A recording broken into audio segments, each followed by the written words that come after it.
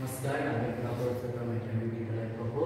মোৰ নাম শ্ৰী বিৰাজ দাস, সহযোগী সম্পাদক কৃষ্ণা দাস। আমি বিজ্ঞানৰ আৰ্থিক সঁজুলি তৈয়াৰ কৰি লৈছোঁ, যাৰ নাম হ'ল জলকীয়া কটা যন্ত্ৰ। আমি প্ৰয়োজনীয় সামগ্ৰী এটা চাৰ্জাৰ, টেমা আৰু মটৰ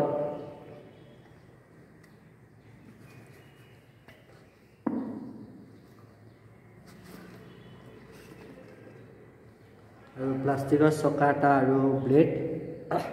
আমি টেমাৰ মুখাখনত সোঁমাজত ফুটা এটা কৰি এইটো মটৰৰ ধোঁৰাটো সোমাই ধোঁৰাটোৰ মূৰত আমি প্লাষ্টিকৰ চকা এটা আঠা দি লগাই দিছোঁ আৰু তাৰ পিঠিত আমি ব্লেড এখন আঠা লগাই দিছোঁ।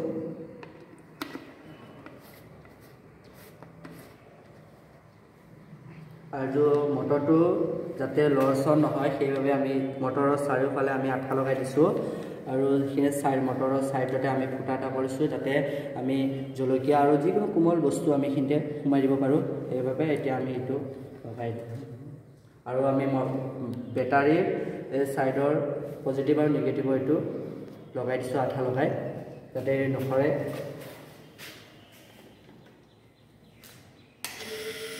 দেখিব পাৰিছে যে এইটো ব্লেডখন ঘূৰিছে।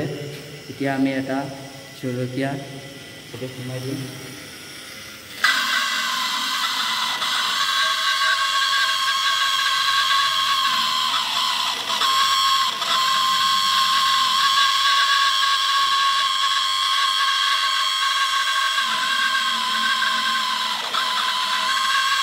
এতিয়া মোৰ সহযোগী কৃষ্ণা দাসে এটা জলকীয়া